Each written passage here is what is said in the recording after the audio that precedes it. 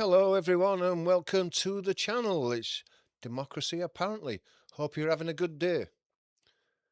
Now, Keir Starmer once said, "We will get rid of cronyism and jobs for the boys, and we will govern with transparency."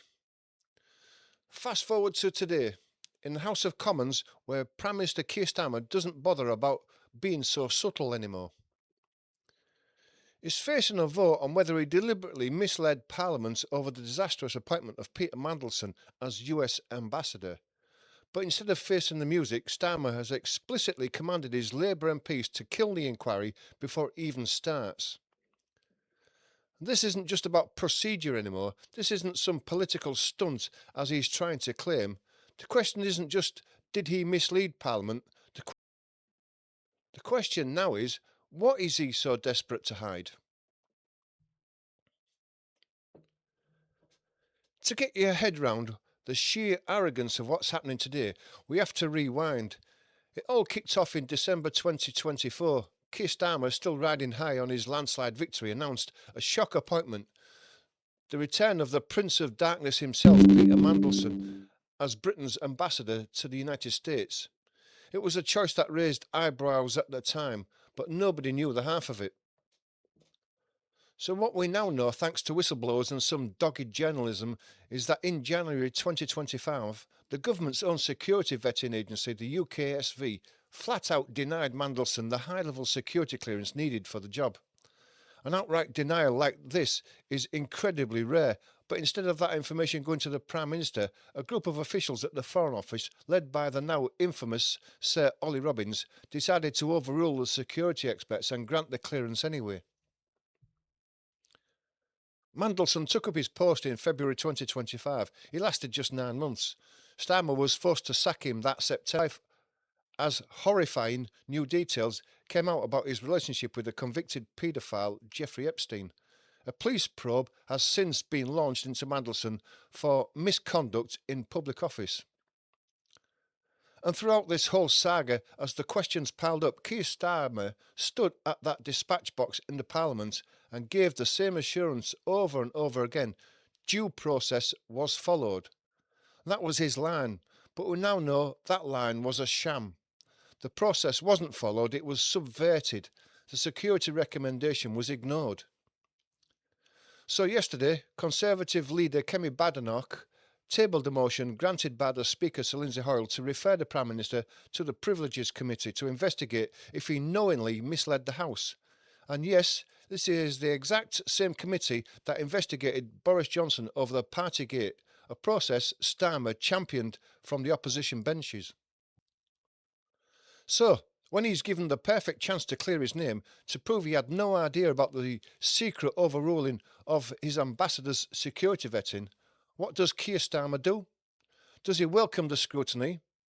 Does he say, let the committee do its work and I will be vindicated? No, he does the exact opposite. He has ordered a 3-line whip. And for anyone who doesn't follow Westminster jargon, that is the strongest possible command you can give to your MPs. It's an order to vote a certain way, and defying it means risking getting kicked out of the party. So Keir Starmer is forcing his own MPs to vote against an investigation into his own conduct, dismissing the whole thing as a political stunt before the local elections. At a packed meeting of Labour MPs, he told them that they needed to stand together and fight together against this motion. But fight what? Transparency? Accountability? Sir Michael Ellis, the former Attorney General, called it what it is: a cover-up, an improper. Matters of whether a Prime Minister has been honest with Parliament are traditionally a free vote, a matter of conscience. But the hypocrisy is just breathtaking. As Liberal Democrat leader Sir Ed Davey put it, even Boris Johnson didn't block his MPs from voting for scrutiny. Just let that sink in. When Boris Johnson faced his own referral to the Privileges Committee over Partygate, a scandal Starmer relentlessly pursued, Johnson didn't whip the vote.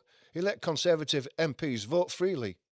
Yet Keir Starmer, the man who built his entire brand on promising integrity, is now using the brute force of his majority to act as his own judge and jury. This is the panicked reaction of a leader who knows a full inquiry with the power to demand documents and testimony could uncover the truths he wants to keep buried. Starmer's allies, like his chief secretary Darren Jones, remember him? He's the one who lied on Question Time saying that the small boats were 95% women and children, so his testimony is not to be trusted. Well, he is trying to push a pathetic circular defence.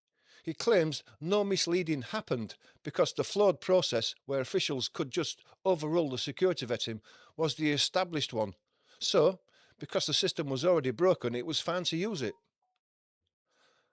That's like saying a car with no brakes is safe because the brakes were already gone when you got in. It's a total insult to our intelligence.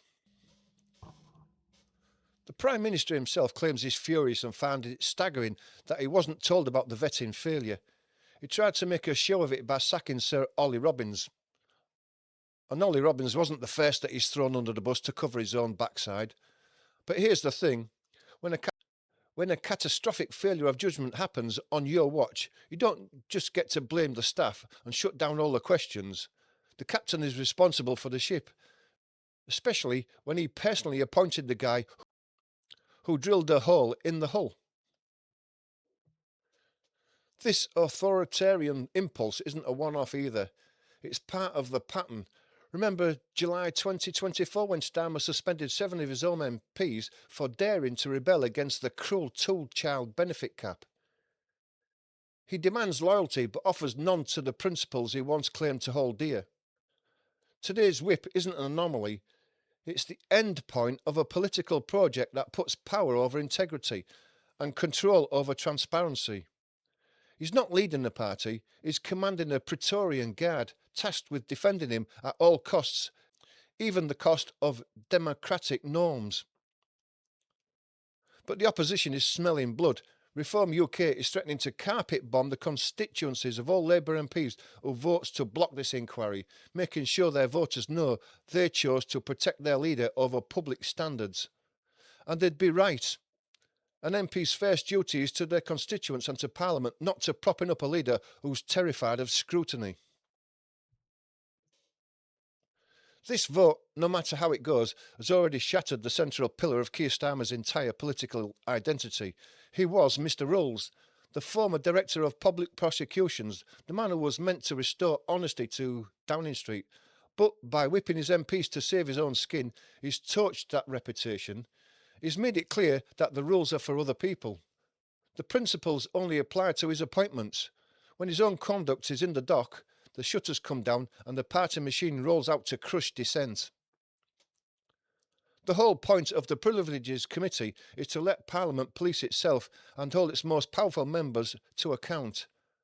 A finding that a minister knowingly misled the House is one of the gravest charges there is, and it's supposed to lead to resignation. By stopping this investigation before it even starts, Starmer is effectively declaring himself above the system. He's putting his own political survival above the basic principles of parliamentary democracy. Winning this vote today will be a hollow victory. He'll win in the lobbies because of his huge majority, but he'll lose in the court of public opinion. Every journalist, every commentator and every voter will see this for what it is, a desperate man trying to evade accountability. He has just handed his opponents the perfect attack line for the upcoming local elections on May the 7th and beyond. What is Keir Starmer actually hiding? The damage is huge and it's lasting. He might survive the day, but his authority is gone. The trust has evaporated and he's become the very thing he swore he'd destroy, a Prime Minister mired in sleaze, accused of lying and using procedural tricks to avoid the consequences. By crushing this inquiry, Keir Starmer has sent a clear message. Accountability is for the little people. The standard you walk past is the standard you accept. And today, the Labour Party is being marched past a standard of hypocrisy and cover-up that would have made Boris Johnson blush. They're being told to accept that this man in charge is simply beyond reproach. This goes way beyond one man or one scandal. It's about whether power in this country has to answer to the truth. The mainstream media will report on the vote and then move on. They won't dwell on the profound democratic betrayal this represents. That's why independent channels like this one are more important than ever. We're not beholden to party lines or government access. We're here to hold power to account, no matter who has it. If you believe that no Prime Minister should be able to block an investigation into their own conduct, then please like this video and subscribe to the channel. Your support helps us to continue this vital work. Supporting us enables us to stay independent and keep asking the questions the establishment would rather ignore.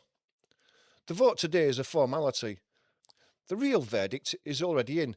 Keir Starmer has failed his own integrity test.